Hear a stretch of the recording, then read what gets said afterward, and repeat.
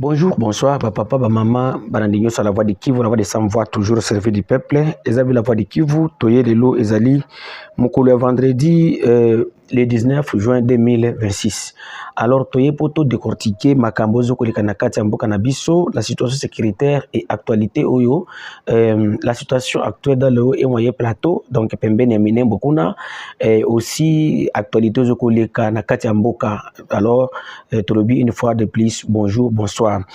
Bandeko, Tobandi d'abord sur la situation Oyo Ezaï Nakati Yao et moyen plateau du territoire de Fizouvira et Mwenga.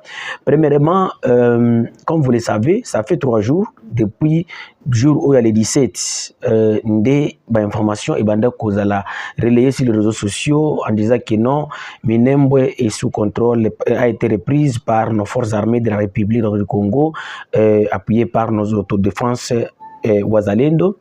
Mais hier, Toyaki Panabinto que non, après avoir mis au Benga dans le terrain, Minembwe dans le Katamaboko il y a M23 nanu à force nabiso ou bien FRDC nanu ekotité na Minembwe. Alors donc, on a bateau, il va couper sa information, il va justifier un bon bango parce qu'il y a eu des appels de menaces en disant que non, yo, ozo couper mon zanani, yo, ozo couper sa information, ce qui toujours ça la bouille. Mais très chers frères et compatriotes, nous devons aimer le Congo et nous devons aimer les peuples, ou les Congolais, ou bien nous devons avoir même pitié na victime. Parce que vous savez que, comme je vous ai dit hier, il y a des gens qui écrivent des messages ou bien qui envoient des messages parce que lui, il est quelque part, il mange, on lui donne quelques sommes d'argent que non le baka boye en croyant que non azoko ça la guerre médiatique ou bien des informations.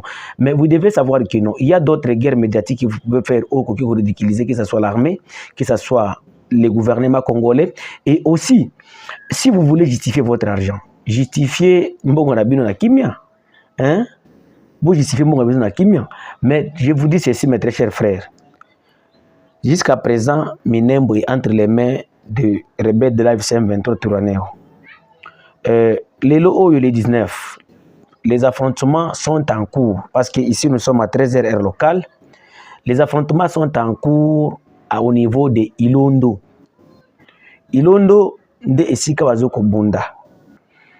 Bitumbe Banda Kitongo, dont nos forces armées de la République démocratique du Congo, appuyées par les résistants autodéfense Wazalendo, sont allés attaquer les positions des rebelles de l'AFC M23 avec bit oyo tuzanango ya kolubakeno to récupérer Minembwe pour que Minembwe zonga na kati ya maboko ya gouvernement congolais.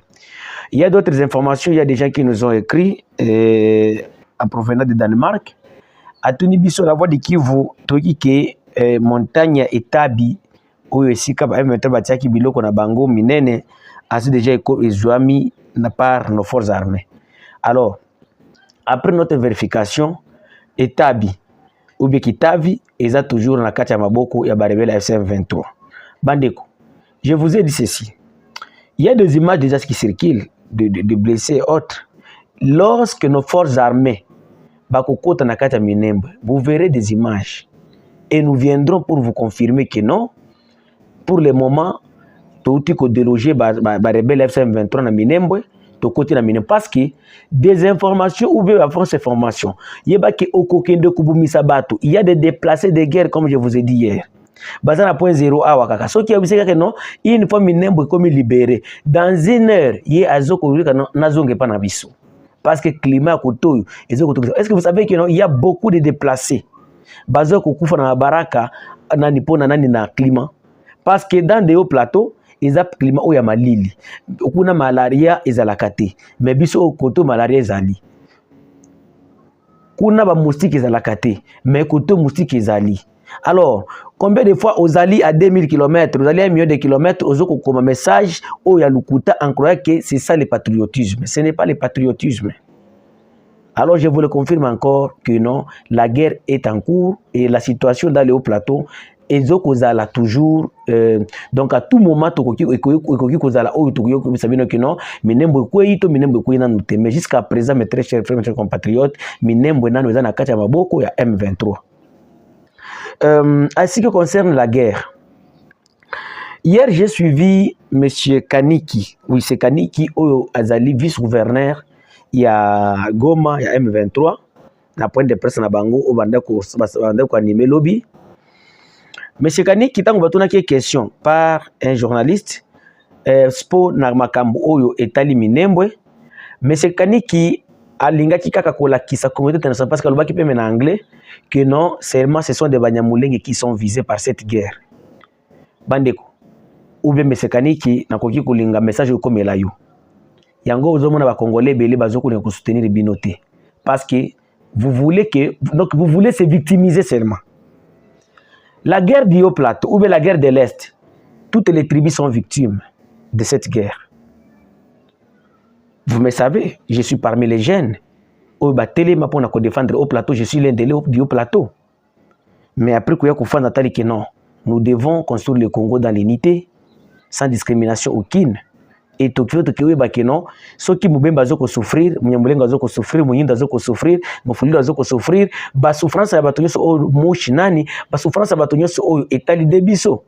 Et comme biso bana au plateau, il faut toujours d'abord tout travailler pour qu'il y ait la paix et le développement dans cette partie. Même un Portugais, même un Américain so qui aille pour le développement du Haut Plateau, je suis prêt de collaborer avec. Parce que eux, ils ont souci nangai et ils que non, qu'il y ait seulement le développement et la paix durable dans cette partie. Mais c'est Kaniki à la Kisa Kilobi que non, il y a 20 000 Banyamulenge aux États-Unis. Où bango bazo kokimisa bango po balongwa na Congo. Kaniki là au Kosi. Et si vous êtes à des nani ils ont Banyamulenge bango moko tende bazo kende kaka États-Unis na zela qui réfugiés. Mes frères Babembe, nous les Babembe, en 2017. Tout ça là qui déjà un nombre, il y a 37 000 familles. Pas personne, hein? Familles ou aux États-Unis. Au Bandeko Bazoko Lungula, on a quatre des réfugiés à Tanzanie, il y a Ouganda, il y a Wapi, des réfugiés Bazoko Kende. Au Bazoko Danga Bayebi. Est-ce que Bandeko Banyamulenge Kaka Bango Bango Konde Bakokenda Kakuna? Non. Même les Babembe, les Bafuliru, les Batunyos, Bazoko za évacué, Kobimana Kata Bakako Kende Kuna. Donc vous voulez me dire aussi que non, les Américains ou bien les Blancs ou bien ACR, Bazoko Lungula Babembe, ou pour que Oyokoboto la awa. Non, monsieur Kaniki, nous devons avoir la politique Oyo Yakosangi Sabato. Parce qu'il y a des propos, vous peut-être aux propos moko na que non, vous seulement les Banyamulenge qui êtes victimes. Que ce soit Munyamulenge, que ce soit Mubembe, Munyindo, Mushi, Mufuleru, nous sommes des victimes de cette guerre. Mubemba zo sala bilanga na yewana azali susute. Kende lelo epa na biso mienge. Est-ce que batonyo so bazali sukuna? Totondi na Uvira tondi tokimi. Kende lelo alenge yo moko yebi. Chef ya alenge ya Kalingi wana. Mon grand frère René, lui tout na yao. Hein? Est-ce que vous avez dit que combien, comme les Babembe sont en train de perdre, et là, on a des milliers de bango, biliko sala, baringa basala, Banyamulenge bazoko perdre, Bafoulé bazoko perdre, Bashi, oh basala ka commerce bazoko perdre, et c'est pourquoi nous devons prôner l'unité dans nos propos. La division ne nous amènera nulle part. Ou bien les paroles, oh yako la kisa, et zoko kabola, parce que, et c'est pourquoi vous voyez même, il y a des gens qui ne veulent même pas vous soutenir. Et il y a des gens qui nous disent que non, ces gens-là même, si vous les approchez, ils vont vous discriminer demain. C'est à cause de vos propos. Vous devez avoir des discours où il y a unité. Moi, j'étais parmi les jeunes extrémistes. Parmi les jeunes extrémistes. Mais après, il y a là, idéologie,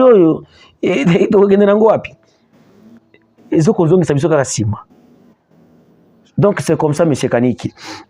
Mes très chers frères, tout le monde a la situation où il y a au plateau jusqu'à présent le haut plateau est sous contrôle, les Minembwe est sous contrôle des rebelles de la FC-M23 et toke siko na makambo oyo etali programme ya Kinshasa ya komema 5000 bâtisseurs oyo les ex-kuluna na kati ya Kinshasa pona kokende kosala musala oyo ya kotia propriété na kati ya mboka Kinshasa. Alors na base ki tolandaki bitozo kolanda bilili ebe na kati ya réseaux sociaux to gana tolanda na ndenge bato bazali kozala mobiliser pona komanga na Kinshasa après to ya ko commenter ngo. Sikasiko tozolongwa tozokende na Kinshasa. Mokonzi ya mboka apesi biso mission monene il faut boye bango. kati na bino tozana bakinois boye te mosusu bauti Lubumbashi, Mbandaka, Kasai, bisika na bisika e biso yo toza bana Congo tozokende na Kinshasa capitale ya mboka na biso kuna bapesi biso musala munene nayebi te soki eza na bao bayokaki ke mokonzi ya mboka a créé task force mokonzi ya mboka a créé task force ekozala chargé ya assainissement ya ville ya Kinshasa.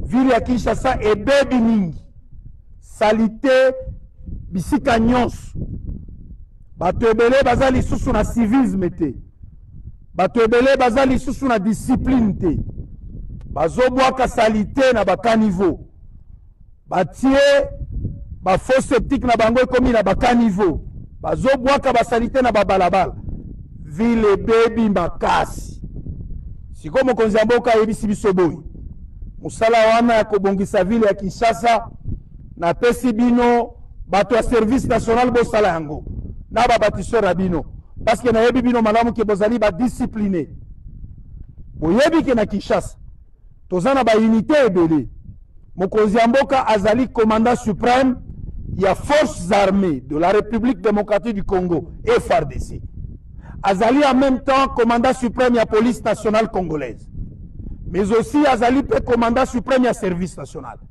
mais atali na ba service nyonso wana lobinga na police service national esengo to esengo te ndenge na ye awa na ye na salaire na bino mokonzi ya mboka apesi nga salaire na bino 500 000 francs pe mbongo wana bokobanda kozwa yango chaque mois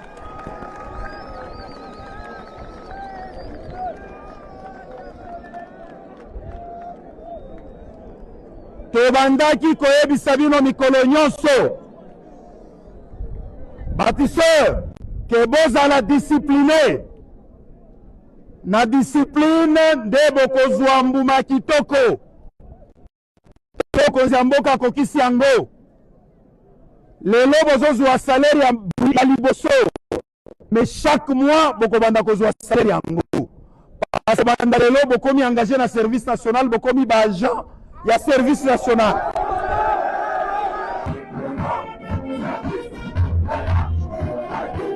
la nini bakinois bazela résultat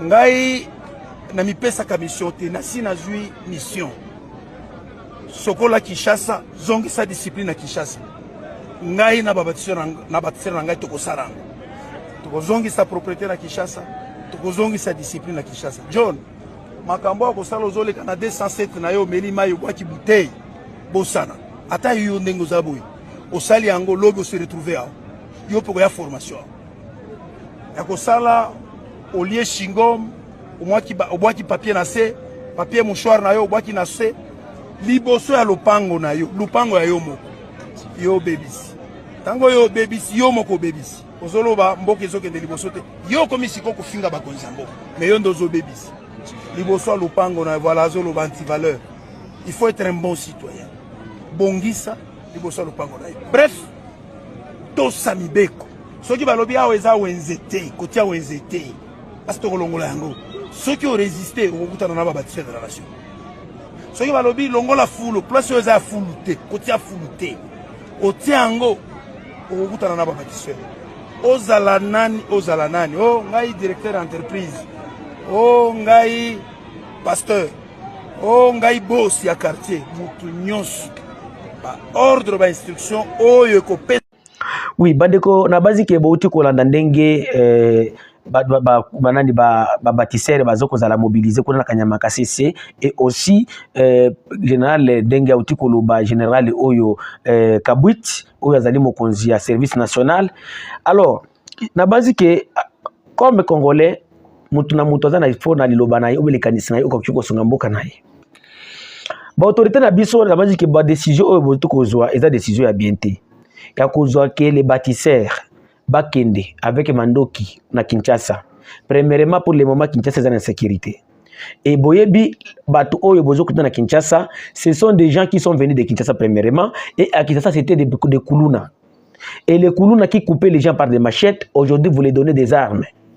en croyant que non, faut former bango. Je ne sais pas si vous avez des psychologues bien à mitou. Et même si les militaires que vous avez pris d'ici par là, comme des ex-bâtisseurs aujourd'hui, oyo botindela bango botindela biso awa na est lelo bozo koyoka chaque jour toujours ko dénoncer ango na ndenge bazo kuiba bato kubuma bato pona téléphone. Alors ozi mutu wana opesi encore munduki azonga na Kinshasa. Mes très chers frères de Kinshasa, na banzi ke eloko bayeli bino na Kinshasa bayeli bino de tracasserie boko ebisanga ango un jour, parce que je ne crois pas si un militaire a koki ko rendre ville propre. Pour qu'une ville soit propre, il faut que le gouvernement ait une équipe d'assainissement.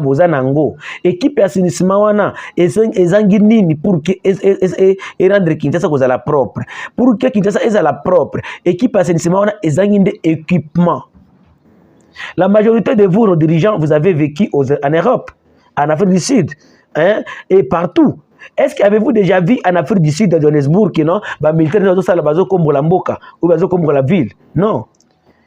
Il y a une équipe où ezali baza ba agent de l'État engagé par l'État bazo ko futa maleta bazo ko futa bango. Alors batouana bango de baza nani ko sala ko rendre ville propre et puis mingi basala ka butu bango à côté na musala bazo ko sala ko lungula bidloko nyoso na baza na mituka wana donc ba équipement nyoso ko ngula ko ngoni mais ozo bisanga ki non au bois kan papier té. OK, le général lobby que même si mutu aller chigom abwaki nani bakangie okanga bato ti alors na boîte na lexigom sigom na kutoka na kubwaka ngo wapi ube nani amai wana kubwaka ngo wapi. Le problème est que vous devez avoir la politique comment collecter basalité nyos oyo nyos wana oya ville à Kinshasa, mais problème na bino dans plusieurs villes okukuta kena wazo bisono osala sa longo ozui matiti ube basache wana oya lupango na yo otumbia ngo liboso ya lupango. Est-ce que vous ne croyez pas que dans 2 mois 3 mois tokuzala na moi colline munene na devant lupango, parce que biloko tozo kotumba ezoko sala nde full. Mais soki bozala wana boyebi ke non chaque ndako na Kinshasa efutaka $1 par semaine ou $1 par mois, mais bayaka mutuka ya nani ya komema salité wana elekaka 3 fois par semaine. Vous trouverez que no Kinshasa kozala propre.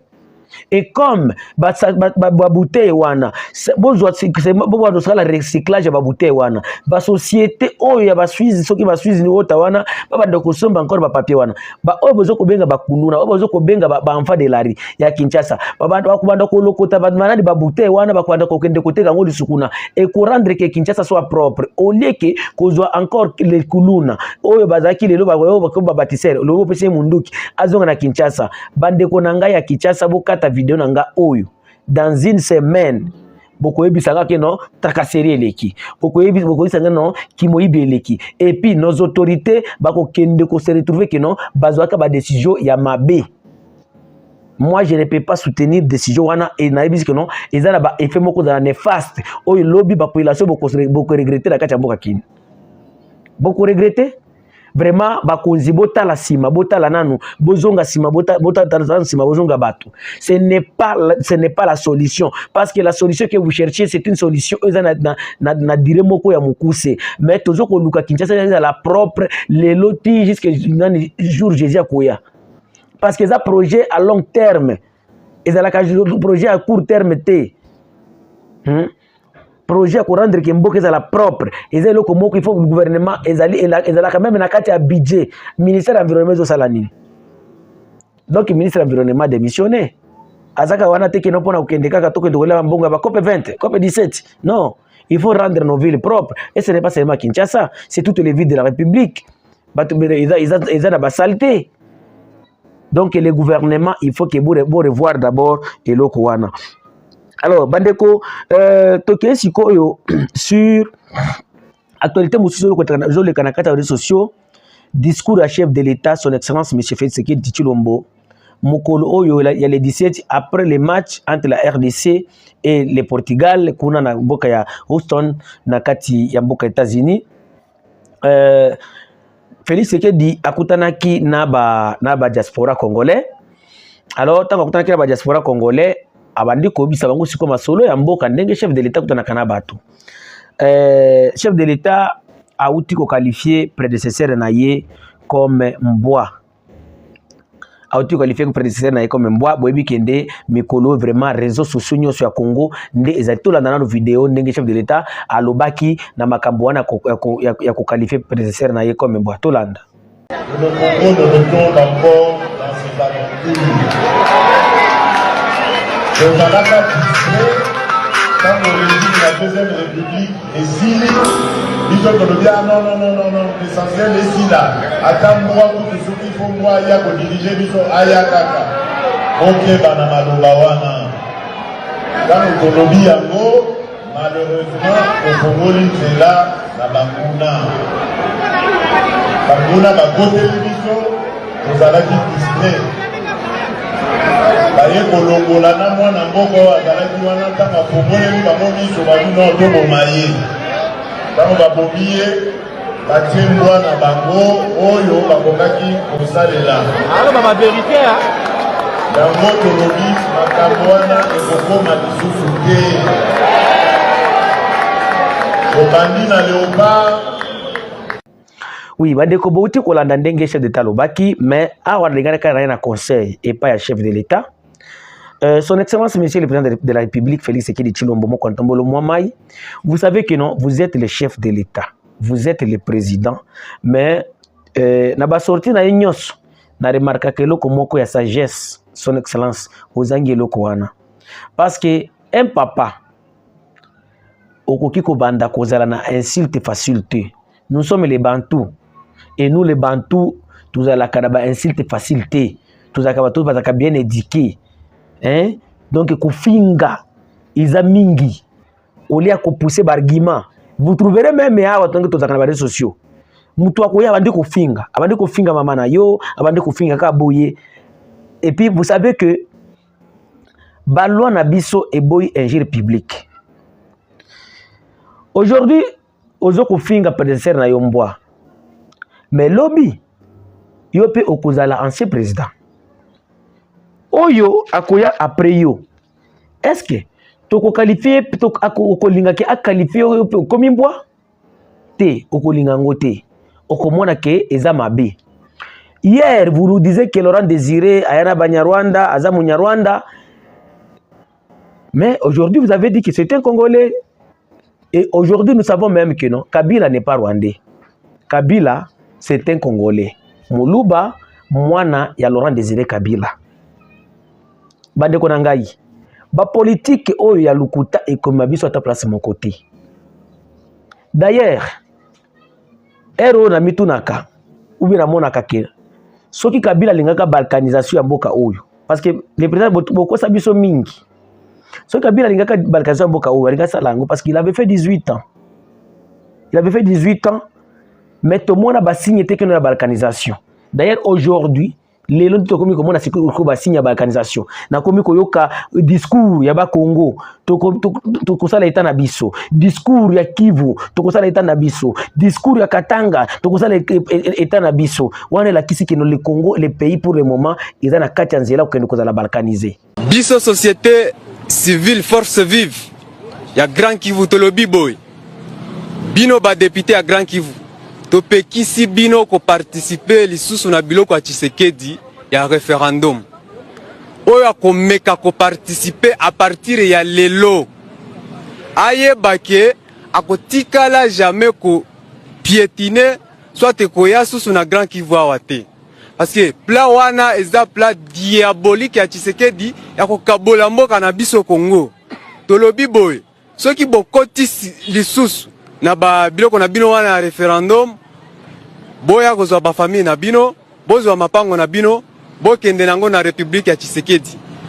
Biso population toyebisi bino boy bosala net ba député ensemble pour la république basi ba boy biloko ya Tshisekedi ya ko changer constitution bino pe bosala bongo bosala pe lokola ba député ya Nojek place aux jeunes et notables du Grand Bandundu, Kinshasa et Congo central, réunis au sein de l'association dite des jeunes du Grand Léopoldville.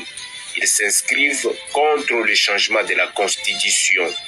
Dans une déclaration faite ce 17 juin 2026 à Kinshasa, ils ont préconisé la création de la République du Congo si jamais la constitution est changée. Nous initierons des actions tendant à imposer l'indépendance de nos 3 provinces, à savoir Congo central,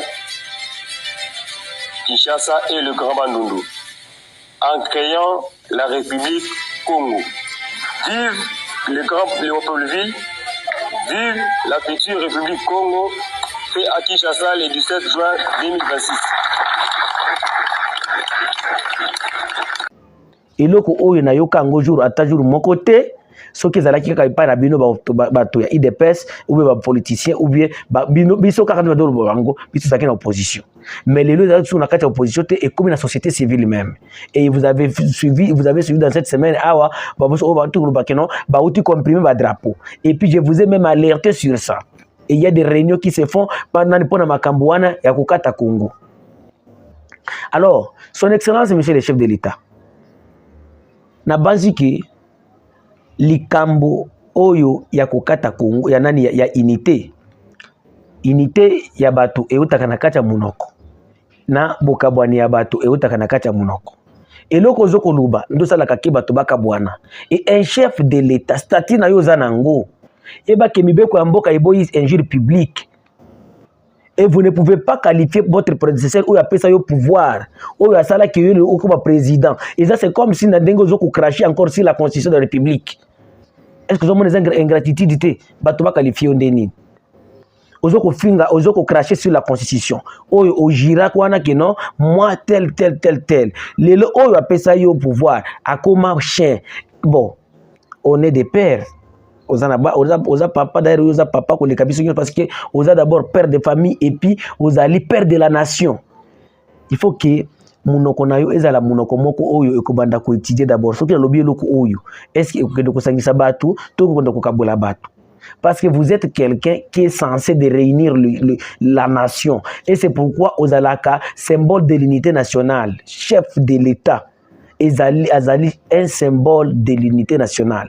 Un chef de l'État, il n'est pas un poisson capitaine ou ya kokabula bato. Donc ce qui est tribalisme, non, ce n'est pas ça. Ce n'est pas ça. Lelo oyo au bateau belé bazo interpréter mabe bazo comme non azaka kana c'est facile, il y a des gens qui vont même de la tribu boye. Alors na banzi que chef Olanda Kabiso, zois-moi sagesse.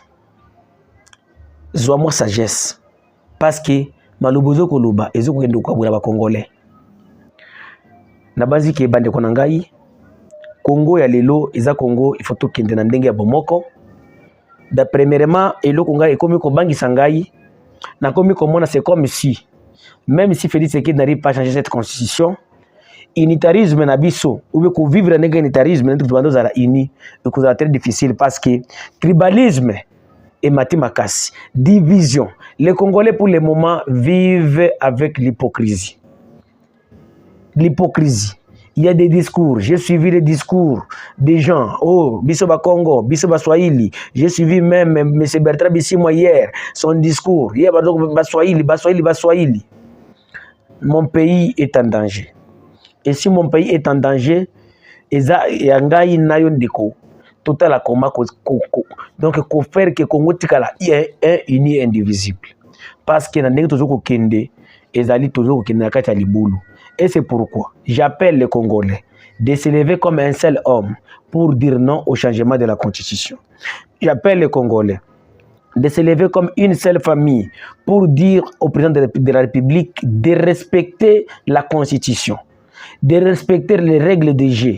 Parce que vous avez été élu pour un mandat, vous avez été élu pour un mandat de 5 ans renouvelable une seule fois, dont nous vous avions voté encore, et vous avez le devoir de les respecter. Et vous devez même se préparer. Olanda ki Macron lobi ninga lobaki, avant de baso ba problème à France, alobi que non, prédécesseur nanga ya koya kosala ngo. Yo pifo na mutu na oti ya que non, oyo nga na kosilisa te. Prédécesseur nangai akosilisa ngo.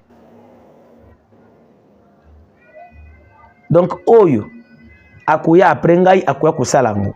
Alors il faut boyeba ke non bandeko mboka na biso pour le moment bokabwani comme makasi tribalisme. Donc même na ba misala nzo bisabino nazo ko ba pele belé ko uta na kati ya province ya Katanga kuna okutala voix de Kivu kotoyo biso bakatange to komi boye oh biso baswahili kotoyo donc biso et tout ça na yaka ko dénoncer ango me ba konzi bino mituna bino kuluba keboka ni samema ngo ko tlandela ngo est-ce que ça solo to ya lukuta bola bokanisa kangote. Mais vous devez savoir ceci, le pays est en danger. Et le pays, pour le moment, nous devons un risque. Il y a une guerre civile. Et puis, guerre civile, oyo. Et que ça, la bataille, on fait belé ceux qui vont nous gester. Ceux qui vont toucher la constitution. Donc, il y a une guerre civile.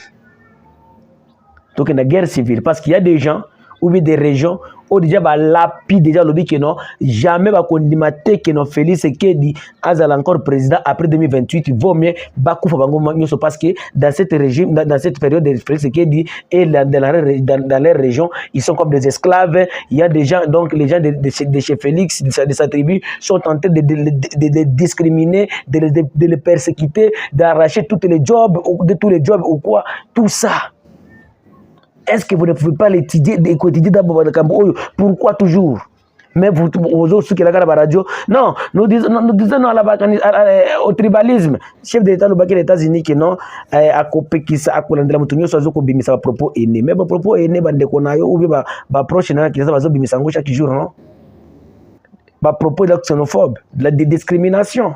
Ils sont en train de discriminer les autres à haute voix à la télé. Pourquoi zolandela bangote? Totaki ko bisabino totaki mena ba vidéo oyo azoko prôner xénophobie na kati ya Congo yango tozoko mi komona. C'est comme si le président de la République vous aussi vous appuyez cette pratique de la xénophobie oyo loko biso ba Congo tokoki ko lingango te parce que Congo eza mboka oyo eza hospitalier mutu nyoso azali bienvenu à vivre hein. Et puis pour ezoko la kisanga naza congolais to naza la congolais te. Congolais d'abord c'est aimer le Congo. Être congolais c'est aimer le Congo. Ce n'est pas que non parce que la Tivarez il y a RDC OK kuna de komi congolais non parce que le bilu makambo lukuta bazui minembwe bazui de komi congolais non. Kolinga Congo ezali kolingela Congo bolamu kolinga na peuple congolais. Yango na bande konangai na lobby encore merci. Ils avaient la voix de Kivu, la voix de Sans-Voix, toujours au service du peuple. Kobo sanate ko sabona chaîne la voix de Kivu TV. Tokuta na encore besoin de choses. Merci.